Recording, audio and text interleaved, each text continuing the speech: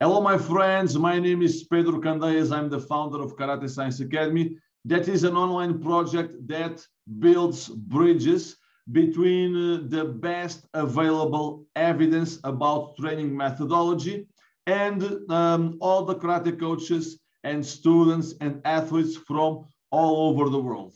Here I am for a new open lesson on YouTube, okay?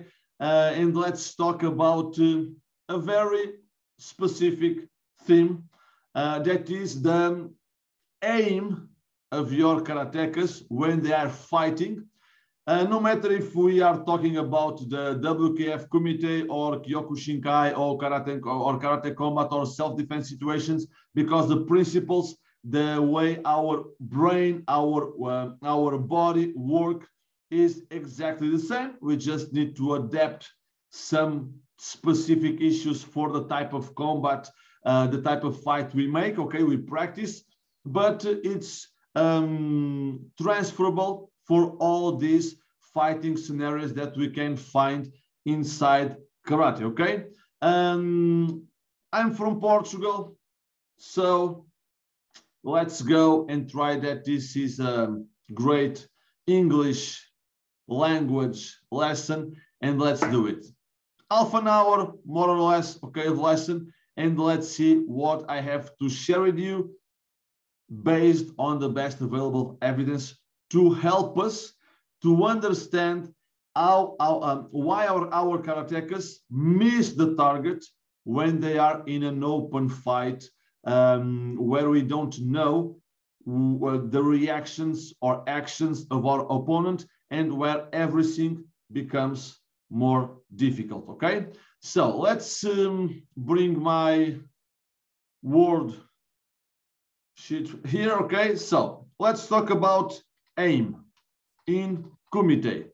Okay, let's try to understand why our karatekas miss the target regularly. Okay, so this idea, this theme became from a question that was sent to me from a karate instructor that made the karate strength and conditioning specialization that I shared in 2021. And although that course was dedicated to strength and conditioning specific for karate, she asked me for my help what evidence could teach her, because she had an issue to solve. Her Kumite athletes were missing the target too many times, okay, in her perspective, when they were fighting, okay, with the specific rules of WKF. I started by asking her if when they were practicing a closed exercise, I'm going to explain later what I consider a closed exercise, when the opponent is just still or moving around, and we have all the time to place the punch, the kick, etc., in the correct distance without any time pressure, for example, without being worried about the timing, for example. And she answered that in that situations, they were great. There were not any problems. So I started to think, how could I bring evidence-based knowledge to help her to solve that problem? And then I got into one of my biggest passions in terms of evidence-based study for karate and martial arts and combat sports. That is the decision-making process. How do we can become more effective in an open scenario as a fight, where I don't control most of the variables, for example, and how can I be faster, more accurate, for example? And that was the point to the answer I gave to that karate instructor, okay, to that colleague in the profession. So let's start by understanding one thing. One of the biggest mistakes we make in karate is this. Okay, let's see things from another perspective. I always like to bring other realities, other environments different from what we are used to in karate, in our dojos, in our organizations, in the type of competition we make, because sometimes we start believing that the karateka's body and brain work differently from the other people, and that's not true. Okay, so let's see this scenario. You are a military, you want to train your militaries to fight in a real war where they have plenty of enemies, very open situations where almost everything is unpredictable. You don't know when you are going to shoot, where to shoot, who to shoot. Okay, the timing, you must be fast, you must be reacting all the time, for example. And you start by teaching them this, okay? Static shooting, where you have all the time to prepare the shoot, where you have all the time to aim, you have ear protections to not be affected by the sound of the shot, you don't have enemies, you don't have anyone shooting on you, you are in a very closed and controlled environment. You know that the target is there in a certain distance, is not moving. So you have a very closed exercise drill that you must use to teach your militaries how to shoot. Correct. This makes part of the learning process, but the problem is when we take these soldiers and put them directly in real war situation. This is a NATO exercise, okay? But let's imagine that is a real war, okay? Where you have enemies coming from the air, hidden on the ground, snipers. You have to shoot many times, reacting to external factors, elements, enemies. You have all the emotional stress involved in a situation like this. You have the sound, the noise, the pressure of your colleagues to move from your sergeant, etc., and you are in a completely open environment. Okay, and many times what we make in karate is exactly this. We expect that our karatekas spend 80 to 90% of their training making closed exercises for their technique, where let's see what is a closed exercise. It's something like this, okay? This makes part of the process. This can be used to fix some specific issues that are not going well with your karatekas, okay?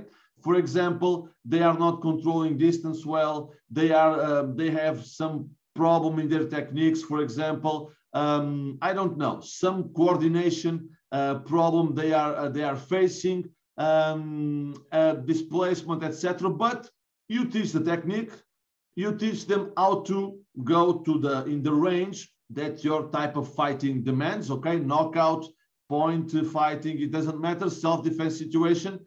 But when they understand it enough, you cannot be asking them to always perform this type of exercise and then go to the tatami, to a competition, to a tournament, to a self-defense situation, etc., and expect that they have a high transferability from this 100% closed exercise to a 100% open situation, okay? So when you want them to go through these scenarios where we have rules, but we don't know the options from the opponent are many, okay? The timings that they can use to attack, the simulations, the feints, the position in the tatami, the emotional stress they are experiencing, etc., etc. You cannot expect your karatekas to go from the first scenario to this. Or, for example, just to show another type of karate, a full contact karate, okay, where if you want to knock out your opponent or not to be knocked out, you must develop the skills in a more progressive way. Let's imagine for this type of karate that you just put your karatekas working with paus and a heavy bag or an opponent that doesn't do nothing, okay? And expect them to, okay, 6 months, 1 year, 3 years with close exercise, 80–90% of time. Now go to the ring and boom, let's fight. It's not going to be the best way of doing that progression. Don't you think? Would you send a soldier like this, unless you are obligated to, but in a normal situation, what soldiers do is a progression from static shooting to dynamic shooting with one open variable, then they progress for two open variables and so on. Then they get into an exercise as we saw of NATO. They get to training with real ammo, and then they are fully prepared. And even there, we are not fully prepared for a real situation or even a real competition, okay? Because when we are in our environment, in a situation where we don't lose or win, okay, it's never the same thing, but it's a progression. That's why, for example, we must use intermediate competitions, for example, that we don't have the expectation or the goal to win, but we are using those intermediate competitions to train the emotional control, for example, of our karatekas, so they are at their best in the national championship, the regional championship, the European championship, or the title fight, for example, okay? So don't forget that, as in any other scenario where we want to prepare for, in terms of a very open situation, we must progress correctly from a closed practicing to a 100% open situation, okay? So let's see something here. If our aim is good against a static or a passive target, but we are facing many problems when we go to the fight itself, we must understand this, okay? These ones are variables, are elements that are really present in open environments, in decision-making situations against random and unknown actions and reactions from our opponents.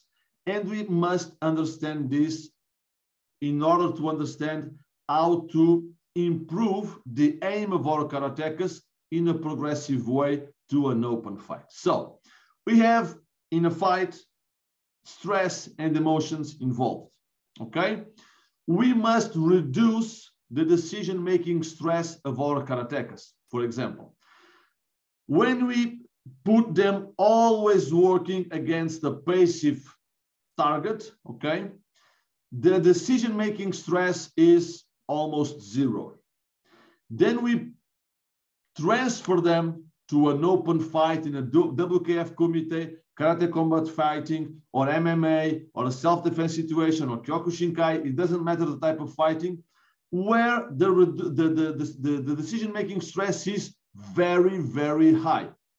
The possibilities we have, the possibilities the opponent has are too many in order to be able to control the decision-making stress just working with passive close exercise, okay? So we must progress in terms of the exercise, the number of variables that start being open or unknown or non-pre-planned, okay? I'm going to give you some examples later, in order to train the emotional control, the brain control, the cognitive control from our karatekas progressively, because when they get to the tatami, they will be more prepared and with a lower decision-making stress. and they will decide better, they will be more accurate, they will be faster, okay? They will make better decisions even unconsciously, okay? We must teach them how to perceive the opponent's emotional changes. Because even if we might in an offensive initiative, okay, I use the cues that my opponent gives to me, even unconsciously, to decide when to attack, for example. The best timing in order to be accurate and to be effective, for example. That is done with more open exercises, okay? Anticipation. We must develop the ability of our karatekas to recognize the opponent's action even before it happens. Okay, this is an unconscious process, and evidence shows us that this is possible, but it's possible by repetition, by putting our karatekas in semi-open exercises where we know some of the variables, some of the elements of the exercise, but we don't know other parts. Okay, let's see an example. Let's see the video I showed you, for example. Here the closed drill. Okay, here the opponent is already moving a little bit. Is a little bit more open than if the opponent is static and always in the same position. But then you can ask the opponent to always make a simulation, making some simulations, and then the main athlete will decide the best timing to attack. Or let's suppose that you are trying to improving the aim of your karatekas in the counterattack, where it's more difficult to be successful because I'm going out of an attack, I'm being pressured, and then I have to react very fast in order to follow my opponent, and I have to be successful in terms of my aim, okay? So you can, for example, start by a closed exercise. Listen, you are going to attack a Jordan Suki, then you block and you make the counter punch with a Shudan Gyakuzuki, for example, okay? But then you start telling to the attacker, listen, you now are going to attack with your hands, but you can attack both both the head or the trunk, for example.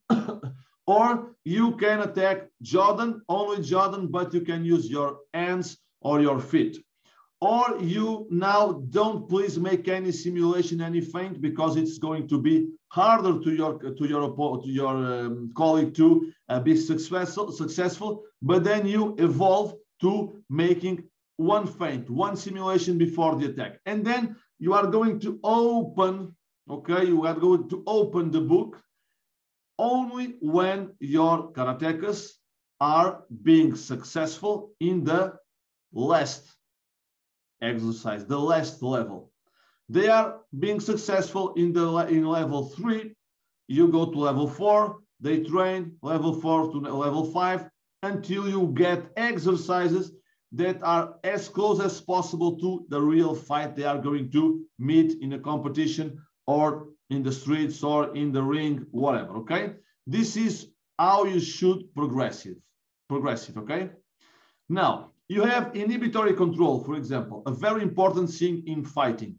The inhibitory control, it's a skill that we must develop in order to know, to identify the situations where I decide to go or not to go.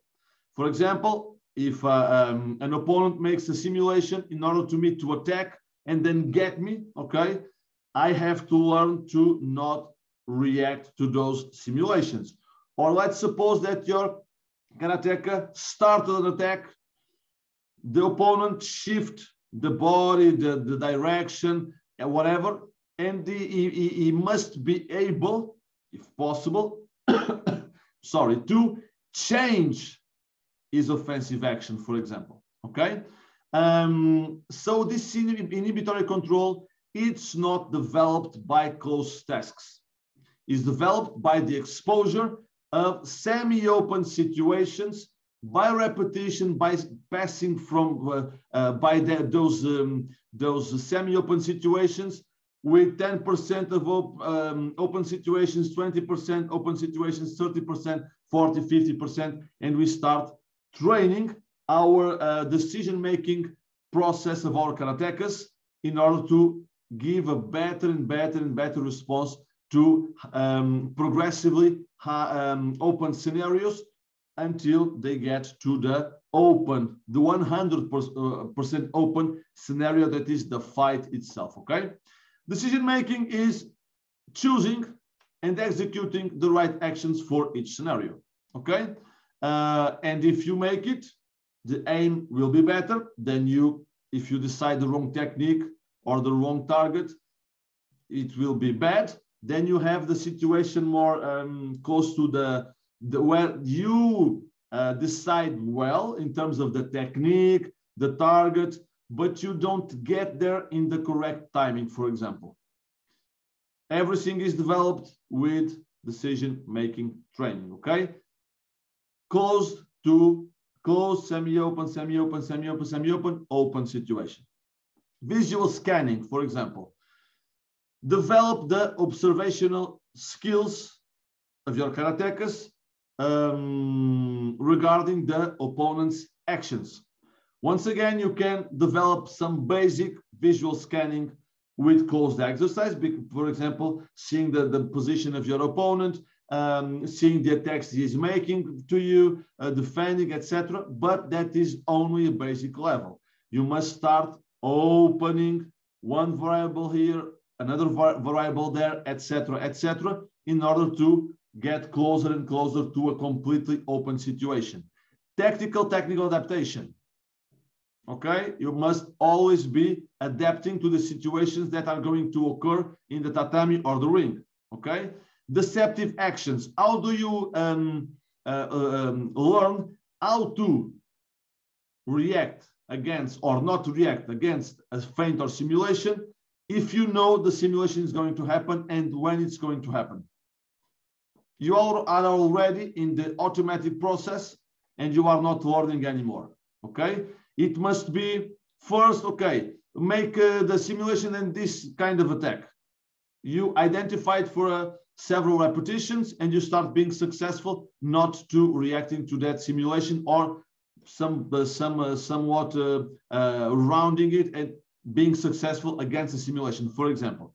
But then the simulation must occur in a semi-open exercise where you don't control, you don't know, it's not pre-planned, and you don't know where the simulation is going to happen or when or the type of simulation, etc. Okay, and pattern recognition. This is like almost the resume, the summary of all these 8 variables.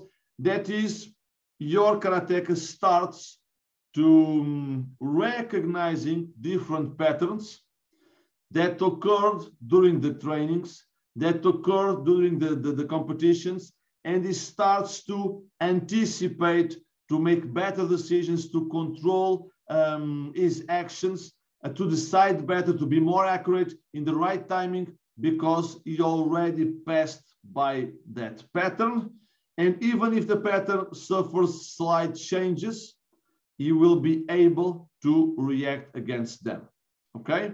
Of course, in a fight, the karateka that makes all this process the best and it's fast and etc., it's going to win. It's a game, as you know. So all of them want to deceive the opponent, want to be faster, react faster, make better decisions, etc. And the one that in that day it's better in all this process will win, as we know. Okay. Now, how do we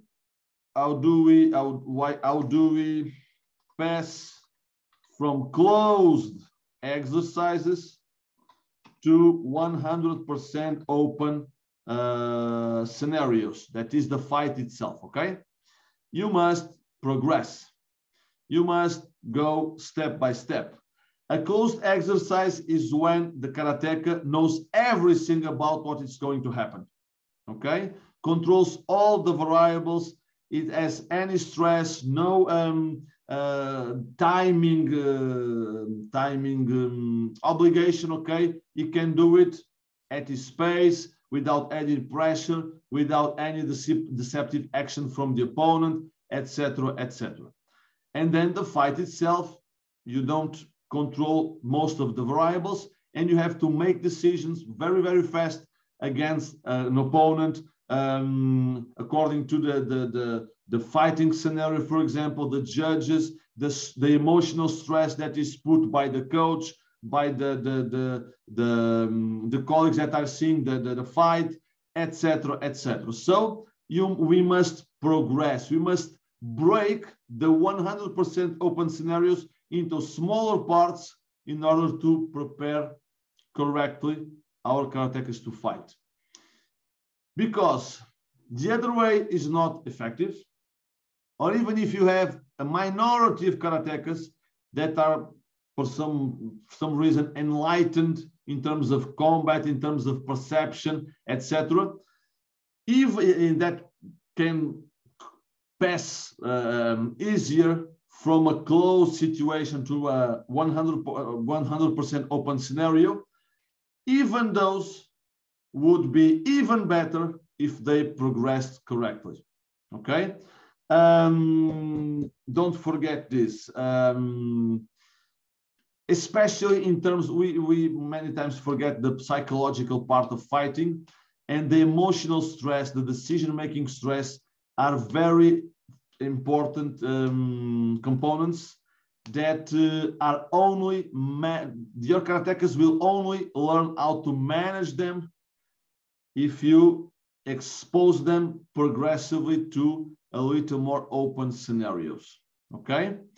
Now, let's see some, okay, how can we organize the exercise to be semi-open, okay? You can, for example, determine which technique is going to be made, but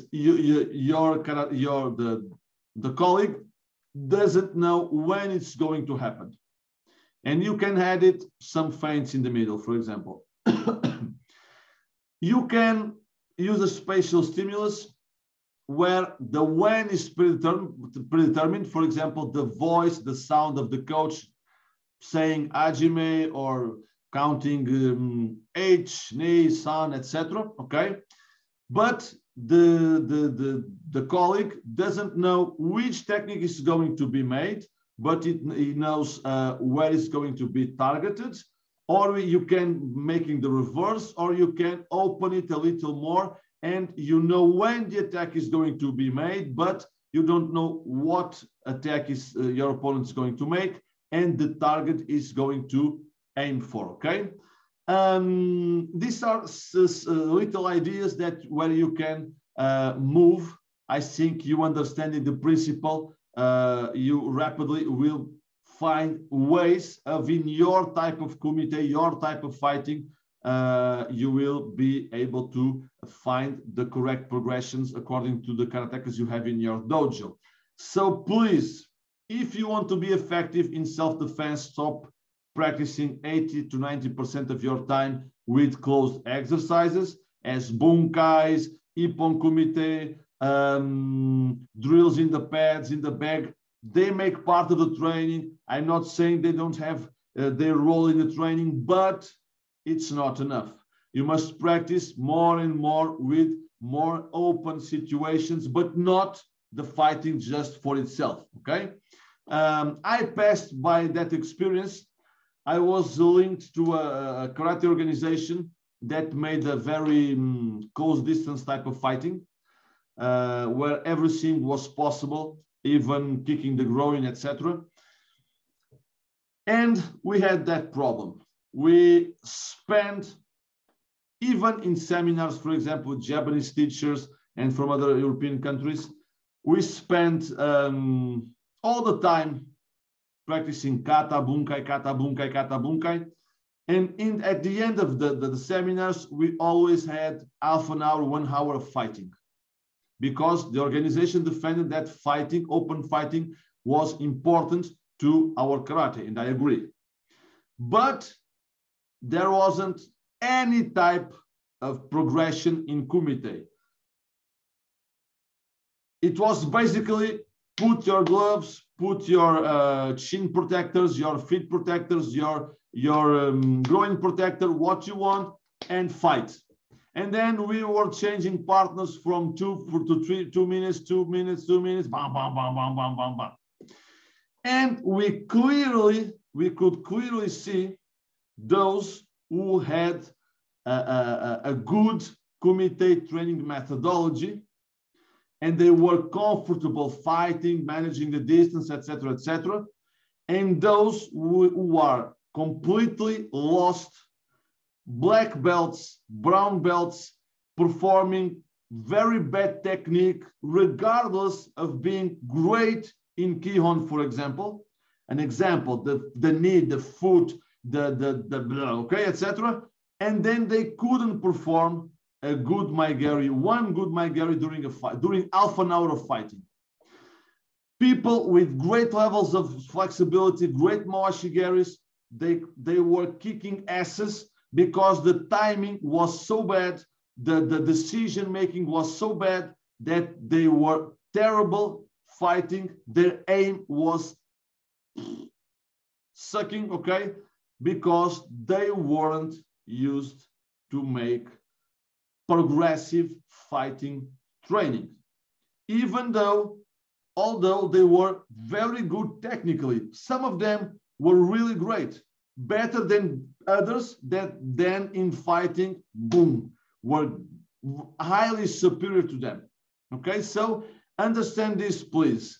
If you want to be a good fighter in a more open situation, competitive, non-competitive, you must progress your fighting training as you do in kata training, in Kihon training, in bunkai training, in physical training. We can't go from the closed for the 100% open. Let's finish the lesson with another external example. Let's learn how to drive a car. Imagine this scenario if it's not ridiculous. You sit in a car, the car is off, the engine is off.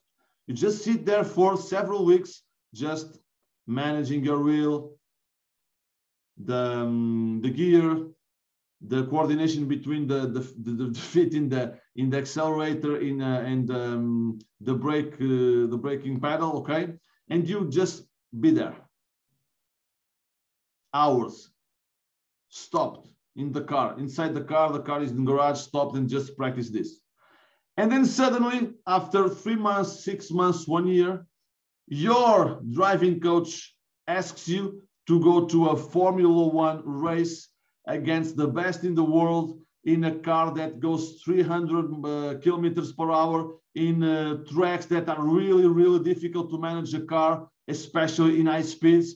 What would you do in this situation? It would be a good strategy of progression from the closed drill, that is just turning the wheel and coordinating the wheel, this end with the gears, and then go to a race, to a rally, to a Formula One race, to a Gran Turismo race.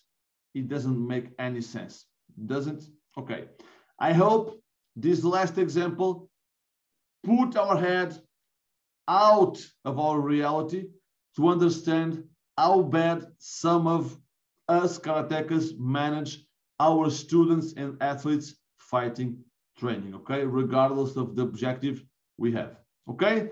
My friends, please, if you like the video, put a like on it. Follow the channel. Every week I'm going to share a new open lesson. If you enjoyed it, share it with your karateka, your karate friends. Go to the Telegram group. The link is in the description, so you can access other stuff that I share there. I'm going to share always a little summary about the things I talked about in the weekly lesson. And see you there, my friends. Follow our Instagram, where we put very, very, very great exercise and examples, and etc., etc. And that's it. Let's go and contribute to our